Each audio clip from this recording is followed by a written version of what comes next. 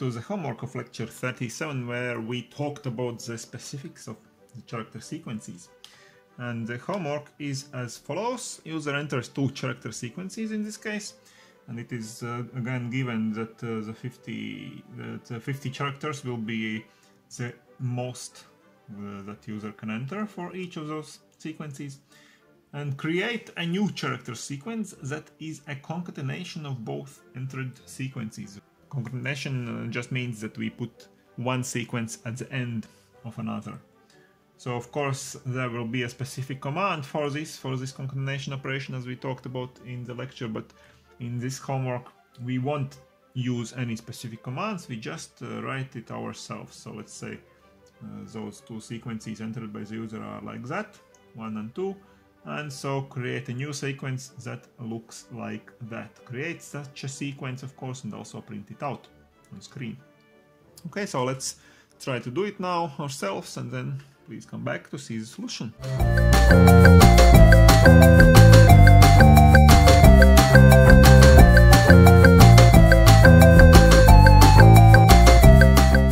So the homework solution, let's start with the first part where we just introduce our variables and the user enters those 2 sequences. So in this case we will need 3 character sequences. So the first 2, S1 and S2, will be entered by the user, and those 2 sequences are at least 51 characters long, because it was said that the user can enter 50 characters at most, and 1 character we also need to reserve for the ending symbol.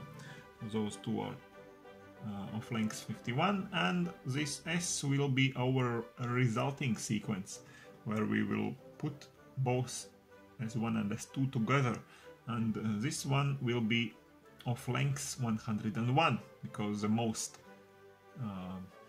symbols received from the user will be in total 100, and afterwards 1 place must be reserved for the ending symbol. So the user enters, so let's say we enter with getLine, because we want also to receive those spaces. So we enter by getLine, S1 and S2. So now we will start to create the resulting sequence S by putting all the symbols from the first sequence, S1, into this character array S. So now let's see how we can do it. We, for example, create here the while loop, and we go through the whole sequence S1. So remember that the whole sequence is not the whole array, which is 51 element long, but the whole sequence is just a real sequence. So we go through the sequence until we reach this ending symbol, which we can write like that as an integer, or we can also write it like that, as we remember, like a constant of a character, but it is the same. So while sequence is S1 element number I, which is starting by 0, while this is not equal to the ending symbol, it means that this element number I is a normal symbol entered by the user. And what do? We assign this element entered by the user to our resulting sequence S in the same place I. Okay, and afterwards the variable I is just increased by 1. So we go through the sequence, one element by one, by another, and we just assign those elements to the resulting sequence. So this is our sequence S1, and here is our resulting sequence S. So we just put those elements to our resulting sequence S. And when the while loop will have ended, so the first part of S is now assigned, and now we need to go through the second sequence, through those elements of S2, and do the same thing actually.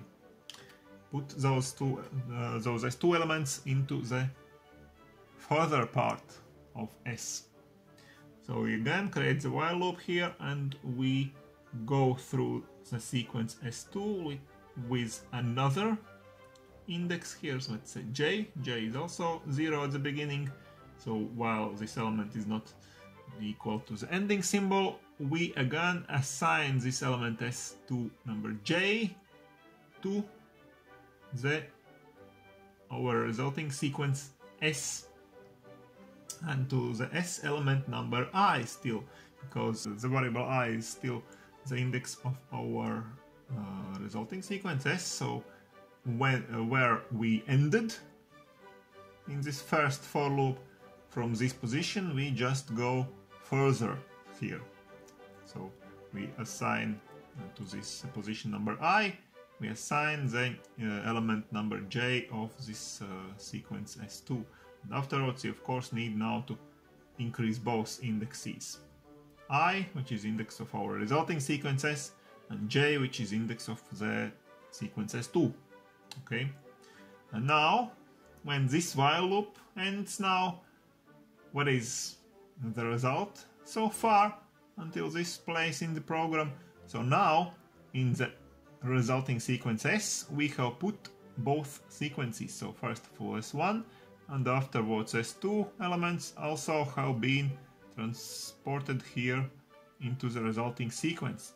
So the sequence s here is now the s1 sequence and afterwards s2 sequence, and what is missing still at the end here, we still miss the ending symbol, of course, for the sequence s.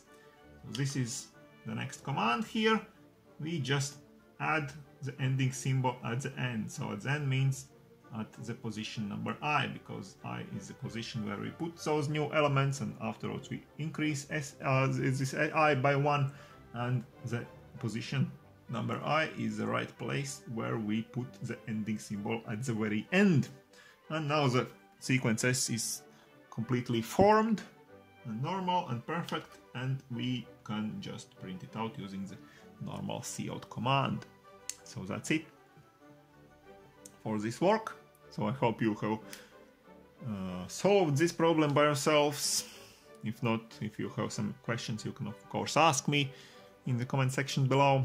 But otherwise, stay tuned to my channel, subscribe to it, and come back in a few days for the next lecture.